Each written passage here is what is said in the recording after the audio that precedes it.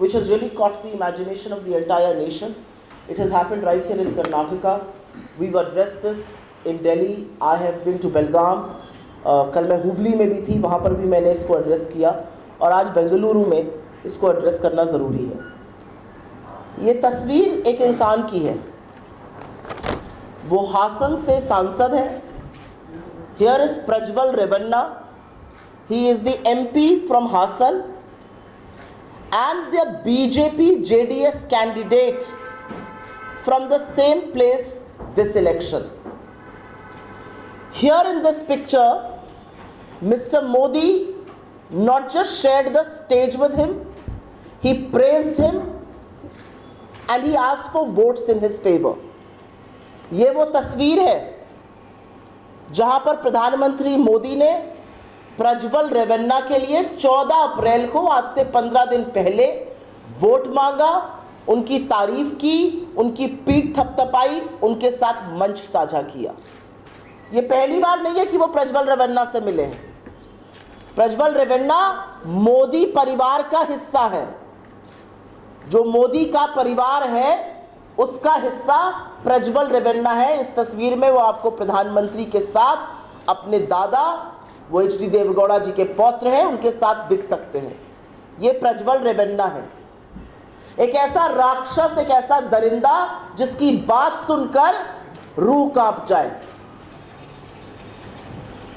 The monstrosity, the extent of what he has done is absolutely shocking. Shocking to the extent that it makes me think, is this a part out of a fiction film or is this really for real? एक नहीं, दो नहीं, 3,000 के करीब video और सैकड़ों औरतों का यौन शोषण, उनका बलात्कार। ये सेक्स स्कैंडल नहीं है। This is the biggest rape crime in the history of this country. This is not a sex scandal, this is the biggest. ये सबसे बड़ा बलात्कार का मामला तमाम औरतों के साथ सामने आया है।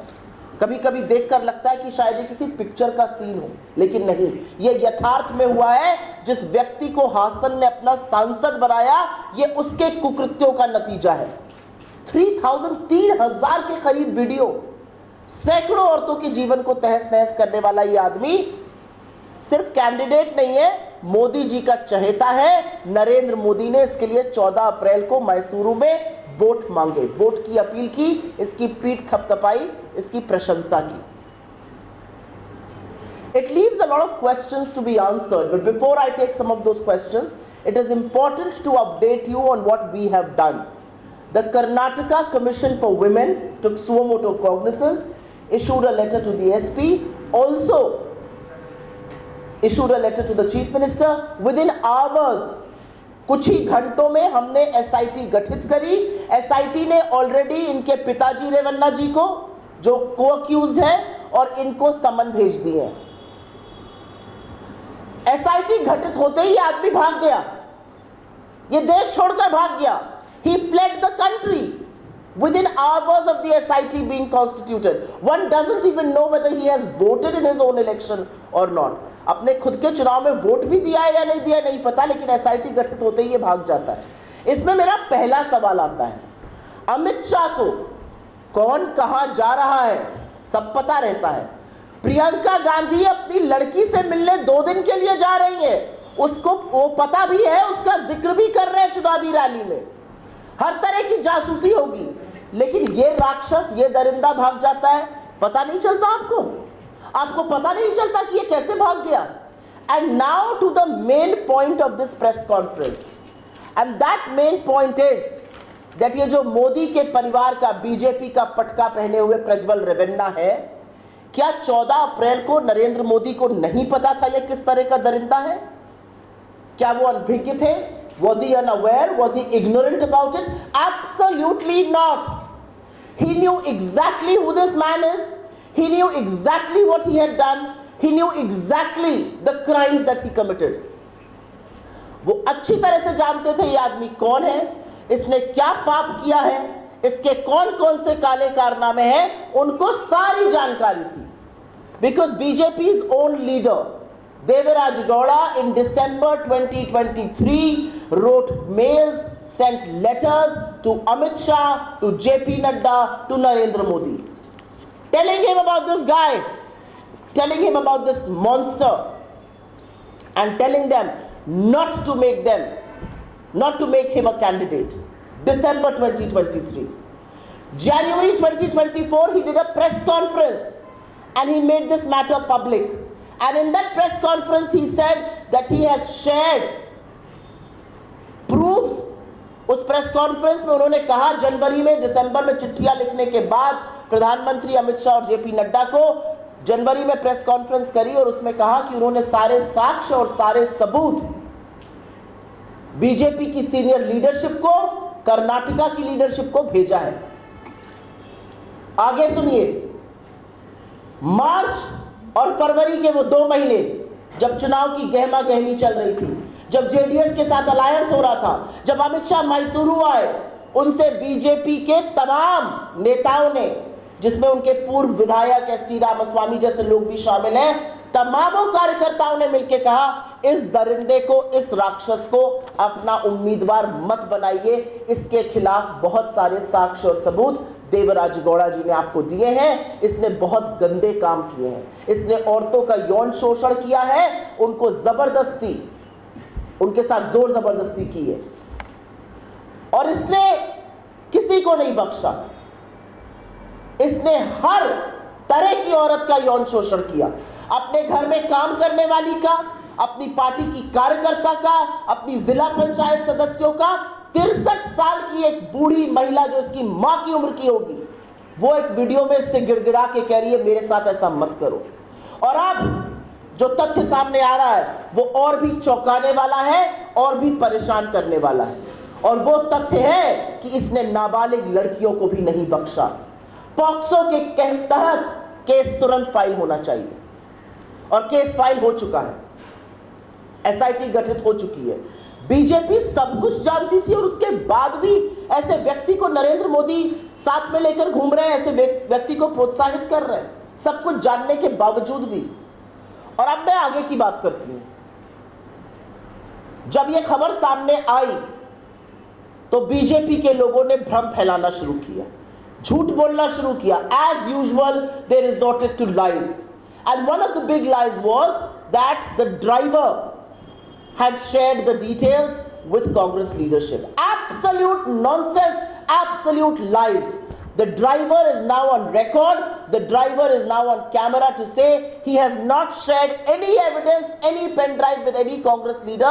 He has only shared all of this with BJP leaders. He has shared it with Devaraj Gowda, he has shared it with the others, he has not shared it with the Congress leaders. तो जिस बात पर BJP को कान पकड़कर इस देश की महिलाओं से माफी मांगनी चाहिए, उस बात पर आप झूठ बोल रहे हैं।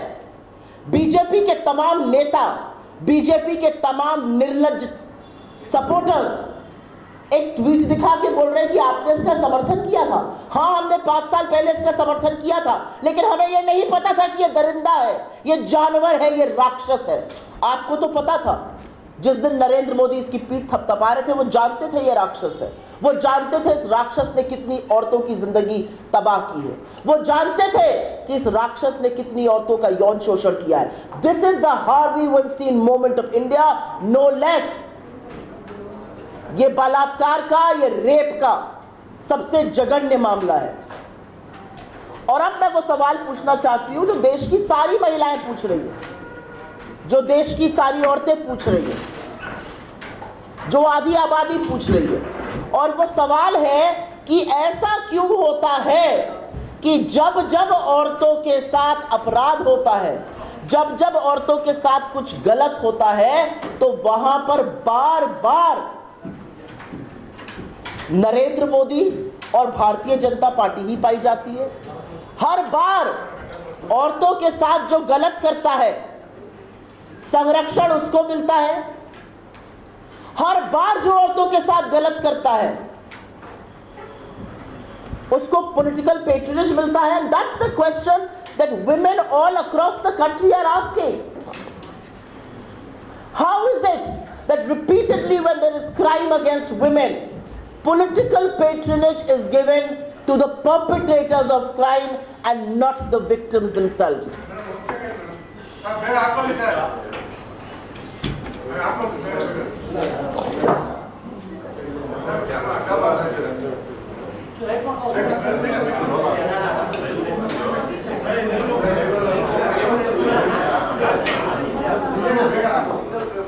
Do it peacefully.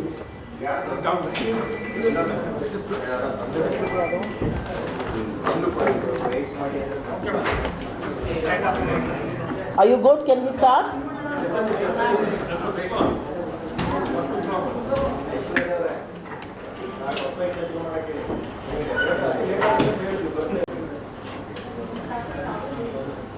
Can we start now?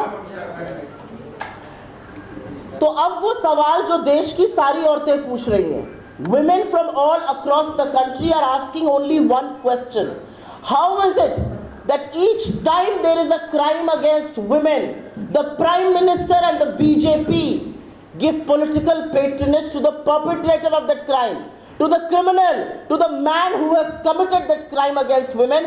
That's a question that women all across the country are asking, and not without proof, by the way. हर औरत देश की ये पूछ रही है, जब जब अपराध औरतों के साथ होता है, भारतीय जनता पार्टी और प्रधानमंत्री उस पीड़िता के साथ नहीं, लेकिन अपराध करने वाले के साथ बार बार खड़े क्यों पाए जाते हैं? बार बार वो संरक्षण औरतों को नहीं, अपराधियों को क्यों देते हैं? And this is a story. The story starts from Manipur. Women are paraded naked there. Look at what the charge sheet says. It will put your head in shame. The charge sheet says the women sat in police vehicles and the police ran away, and that's how the men nabbed them. Manipur की charge sheet पढ़िए और उस charge sheet में लिख कर आया है, जिन दो औरतों को आदमखोरों की भीड़ ने नोचा, वो दौड़कर पुलिस की व्हीकल में बैठी और पुलिस की व्हीकल वहां से निकलने के बजाय पुलिस वाले उस व्हीकल को छोड़कर भाग जाते हैं और आदमखोरों की भीड़ उसे पकड़ लेती है। और उसके बाद भी पुलिस जिस मुख्यमंत्री को रिपोर्ट करती है, बीरेंद्र सिंह, वो मुख्यमंत्री बना रहता है। नरेंद्र मोदी बीरेंद्र सिंह के साथ खड़े होते हैं, महिलाओं के साथ नहीं खड़े होते। हाथरस में नरेंद्र मोदी लड़की के साथ नहीं खड़े होते, उसको रात को जला दिया जाता है 2:30 बजे। Kuldeep Singh Sengar, their MLA who has now been found guilty of rape and murder, Narendra Modi protected him till the last moment. It was only after the Allahabad High Court said that this man has to be arrested, action had to be taken against him. Chinmay Anand was not arrested till the very last moment. The reality is that whether it is Ankita Bhandari in Uttarakhand or whether it is Bilkis Bano in Gujarat, why is it that political patronage, support and protection is given to the perpetrators of that crime? चाहे वो अंकिता भंडारी हो, चाहे वो हाथरस हो, चाहे वो कुलदीप सिंह सेंगर हो, चाहे वो चिन्मय आनंद हो, हर बार आप संरक्षण, आप सुरक्षा आरोपी को देते हैं, औरत को नहीं। और इसका सबसे बड़ा सबूत हमारे देश की वो बेटियां हैं जिन्होंने देश का मान बढ़ाया। जब मेडल आया तो मोदी जी ने खूब हाथ मिलाया, जब मेडल आया तो कहा ये मेरे घर की बेटी है, और जब उस बेटी ने यौन शोषण का आरोप लगाया तो नरेंद्र मोदी अपनी आंख बंद करके 500 मीटर दूर रहते हैं, जहां पर उन लड़कियों के साथ जोर जबरदस्ती करी गई, उनको पीटा गया, उनको घसीटा गया, उनको रौंदा गया, लेकिन नरेंद्र मोदी ने बृजभूषण शरण सिंह को अपनी पार्टी से नहीं निकाला, और आज भी उनके टिकट पर असमंजस बना हुआ है। इससे बड़ा प्रूफ और क्या चाहिए होगा? The most celebrated, the most decorated athletes of our country, who Modi called members of his family, when they alleged sexual exploitation charges against his MP, Mr. Modi did not sack the MP. Mr. Modi did not act against the MP. His ticket is still undecided. The reality is, Mr. Modi once again stood with the perpetrator of the crime and not with our daughters. और एक बार फिर यहां पर कर्नाटका में इस पूरे प्रकरण ने, इस राक्षस दरिंदे ने इस देश की आत्मा को झकझोर कर रख दिया है। औरतें पूछ रही हैं, क्या औरत होना गुनाह है?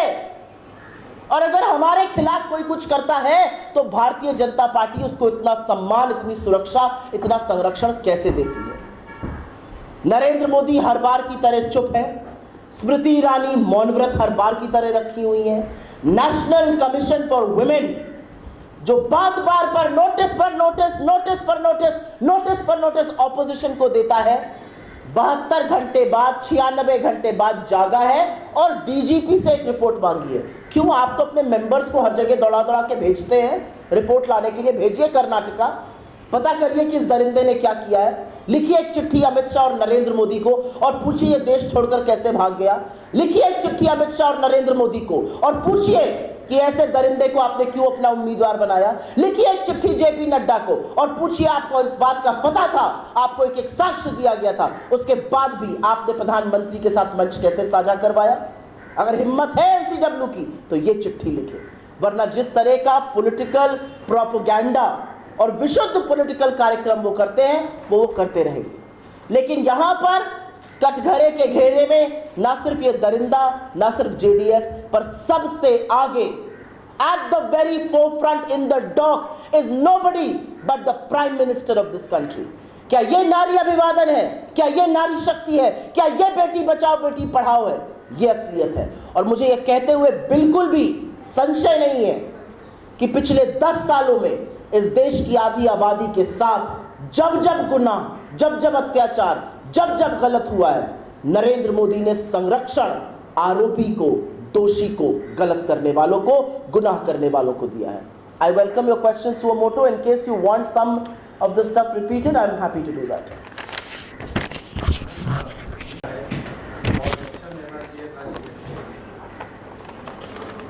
Amit Shah has made the most blasphemous statement possible that any home minister can make.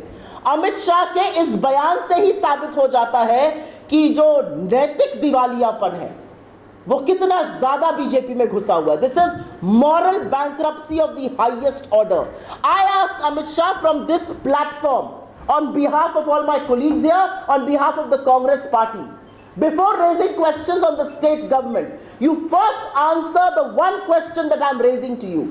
You were told about this man in writing with pen drives and with proof in December 2023. You were told about him in January 2024. You were told about this man when you visited Mysuru in February and in March, and not by low-level workers, but by your MLAs, your ex-MLAs. You still went ahead and gave him the ticket.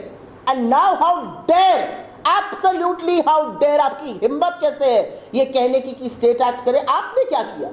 आपको पता था ये दरिंदा क्या कर रहा है, आपको पता था इसके पास क्या क्या सबूत है, आपको पता था इसके पास क्या क्या साक्ष्य है, उसके बावजूद आपने इसको टिकट दिया और अब आप स्टेट गवर्नमेंट की ओर मुड़ेंगे।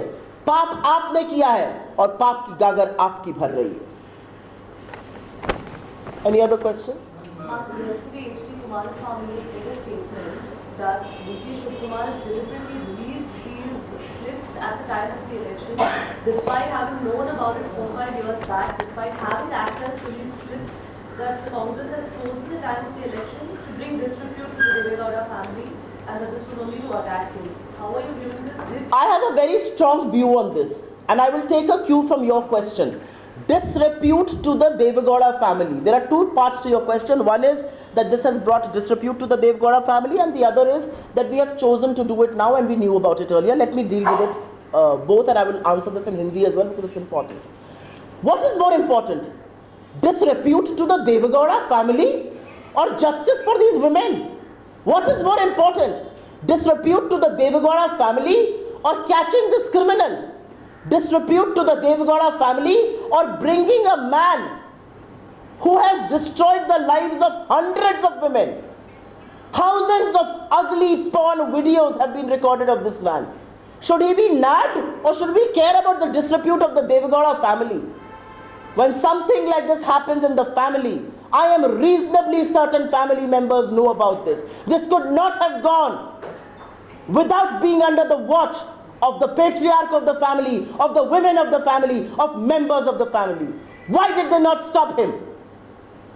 Why did they not bring him to law? How dare they make a choice between the dignity of the Devegowda family? What about the rights and justice for these women? Some who are 63 years old and some who are minors. That shows you their real intent, that shows you their real face. They only and only care about themselves. Now to the second part of your question, that we knew about it or DK Shiv Kumar knew about it. Where is the evidence? Your own driver is on record.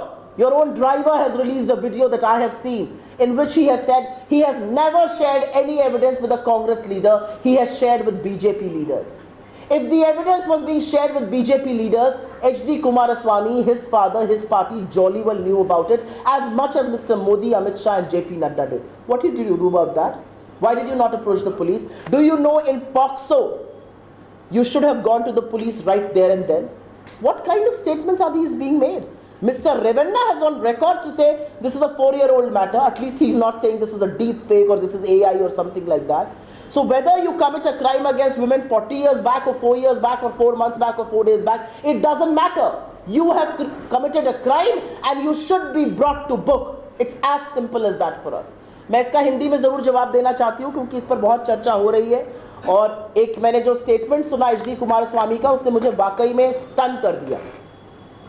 HD. Kumaraswamy का कहना है कि हमारे परिवार की प्रतिष्ठा पर ठेस पहुंची है। आपके परिवार की प्रतिष्ठा ज्यादा जरूरी है या सैकड़ों महिलाओं के लिए न्याय जरूरी है? आपके परिवार की प्रतिष्ठा ज्यादा जरूरी है या 63 साल की एक बुजुर्ग महिला से लेकर नाबालिग लड़कियों की जिंदगी ज्यादा जरूरी है? आपके परिवार की प्रतिष्ठा ज्यादा जरूरी है या इस दरिंदे के साथ कानूनी कार्रवाई ज्यादा जरूरी है? और मेरा ये मानना है और मैं ये डंके की चोट पर कहती हूं, जब ऐसी चीजें घर में होती हैं तो घर वालों को, महिलाओं को, घर के बुजुर्गों को, अभिभावकों को, माता पिता, चाचा ताऊ सबको पता रहता है। आपको नहीं पता था ये क्या कर रहा है, और अगर पता था और उसके बावजूद आपने आंखें बंद रखी तो आप भी उतने ही बड़े गुनाहगार हैं जितने रेवन्ना और प्रज्वल रेवन्ना। और एक बात जो बार बार यहां पर झूठ परोसी जा रही है भारतीय जनता पार्टी की ओर से, इसका मैंने पहले भी उल्लेख किया, दोबारा से भी बोलूंगी कि हमारे नेताओं को पता था। जी नहीं, आपके ड्राइवर ने वीडियो रिलीज करके कहा है उसने साक्ष्य और सबूत सिर्फ और सिर्फ बीजेपी के लीडर्स को, जेडीएस के लीडर्स को दिए थे। आपको सब पता था, नरेंद्र मोदी को सब पता था, अमित शाह को सब पता था, जेपी नड्डा को सब पता था। आप क्यों चुप बैठे? आपने कुछ क्यों नहीं किया? आप पुलिस के पास क्यों नहीं गए? उन सैकड़ों औरतों की इज्जत, उनका सम्मान, उनकी मर्यादा का कोई मतलब नहीं है। आपके परिवार की प्रतिष्ठा का मतलब है नरेंद्र मोदी के लिए एक सीट ज्यादा जरूरी है, एक गठबंधन ज्यादा जरूरी है। इस देश की आधी आबादी की कोई कीमत नहीं है। यह असलियत है।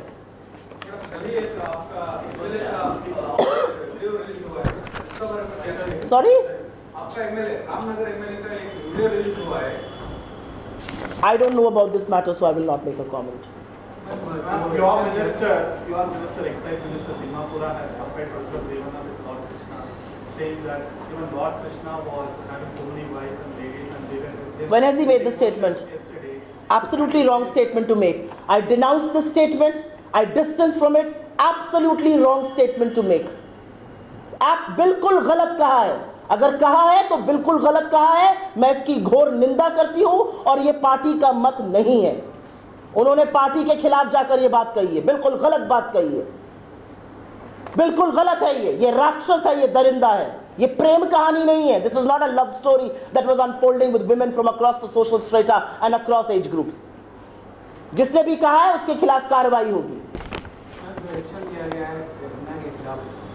सस्पेंड किया गया है और बोला कि अगर रिव्यू पाए जाएंगे तो उनको हम एक्सपेंड करेंगे। आपको लगता है कि ये सफिशिएंट? अगर जरा सी भी, आपकी बात पर मैं बिल्कुल सहमत हूं, अगर जरा सी भी मोरालिटी, अगर जरा सी भी नैतिकता होती तो इस व्यक्ति को एक्सपेल कर दिया गया होता। सस्पेंशन, इतना बड़ा गुनाह और सिर्फ सस्पेंड किया है और फिर देखेंगे कि एक्सपेल करें कि ना करें। मतलब आप क्या चाहते हैं? वो क्या क्या अभी कर ले उसके बाद जेडीएस इसको सस्पेंड करेगा। बीजेपी इस पर चुप है और चुप रहने के बाद झूठ फैला रहा है कि हमें पता था। उनके फेक न्यूज के सरगना ने कल एक वीडियो लगाया, उसका फैक्ट चेक हो जाता है तुरंत। ये असलियत है। That is the reality. Any other questions on this? जी हाँ। मोदी जी भागलपुर आए थे, उन्होंने कहा कि यहाँ पे वसूली गैंग चला रही है कांग्रेस सरकार और खजाना खाली हो गया है। नरेंद्र मोदी 10 साल से सत्ता में है।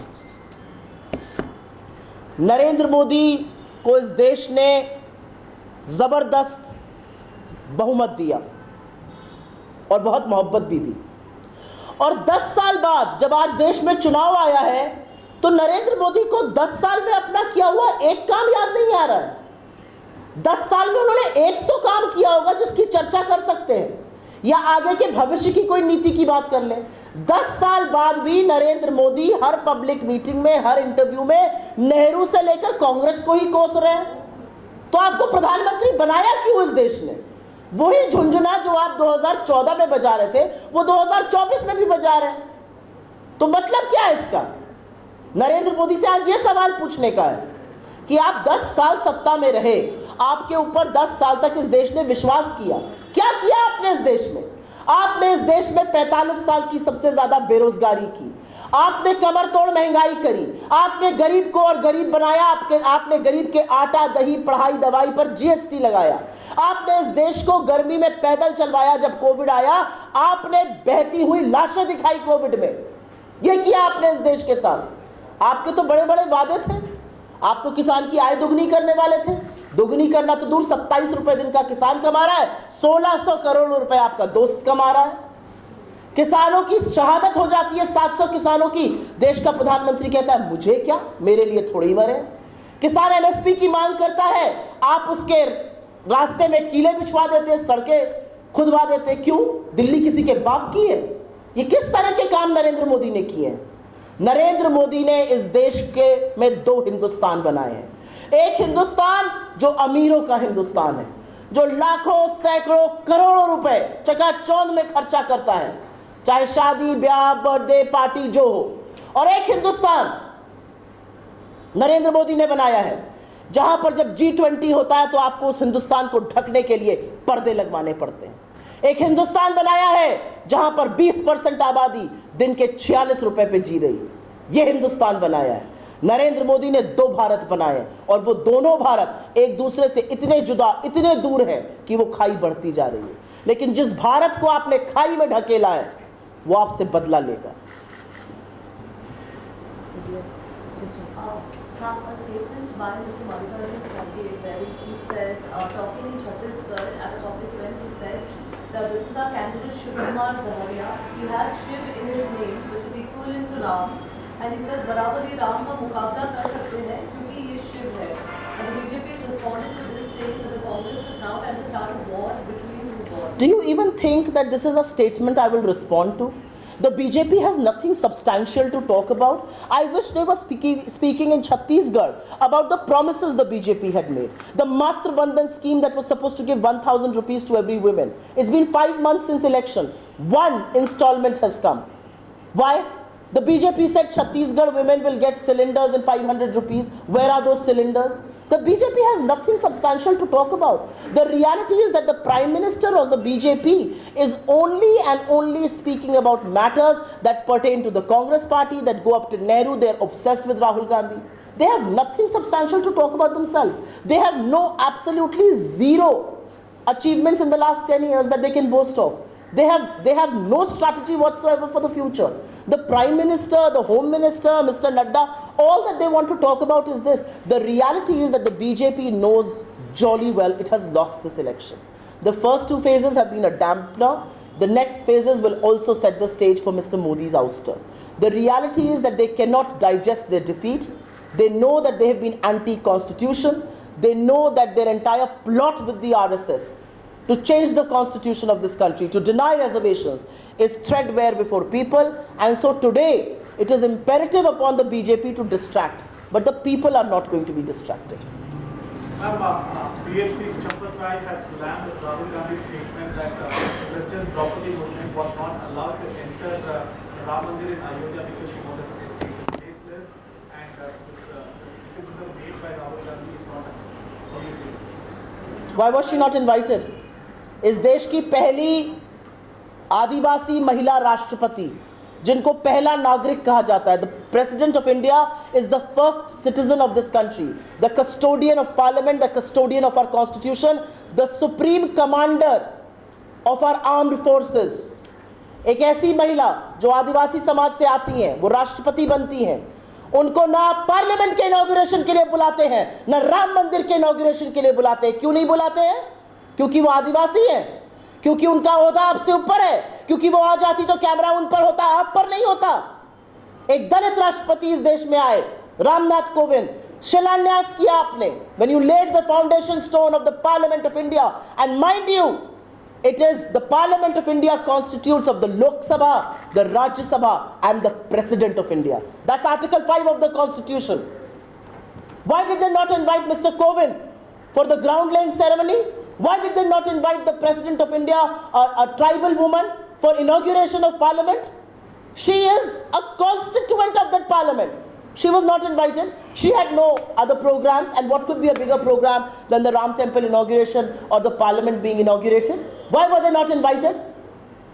The reality is कि सिर्फ दलितों और आदिवासियों का शोषण किया गया है, उनका रिजर्वेशन खत्म करने का पूरा नापाक मंसूबा था जो देश के सामने आ चुका है। देश समझ चुका है कि आप आरक्षण आरएसएस के साथ मिलकर खत्म करना चाहते हैं और ये देश आपको नकार रहा है, आपको निकाल कर ही दम लेगा। Thank you very much. One last question to you. With the Anantnag polling being rescheduled now, we see that all the opposition leaders of the India bloc have gotten together. They're attacking the BJP, saying that the BJP is scared of the fact that they will lose the election, which is why it was rescheduled. However, we're seeing the statement coming from the BJP where they said that if anti-incumbency was a factor, then the Jawaharlal Nehru government would have lost the election. How are you responding to this? It's been 76 years since our independence. Pandit Nehru died in 1962. Stop being obsessed with him.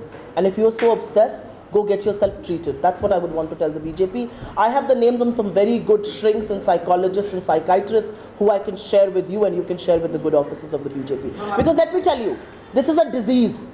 This is no longer taking political pot shots. It makes you mentally sick if you can keep talking about a man who passed away in 1962. But it also tells you how tall in stature and how impactful he was on this country that you're still obsessed with Pandit Nehru. That's the reality. Ma'am, Ashaduddin Owaisi says that why Congress is not giving more tickets to Muslims across the country. Tell Mr. Owaisi to stop helping the BJP first. Tell him to answer our questions about being part B of the BJP. Thank you.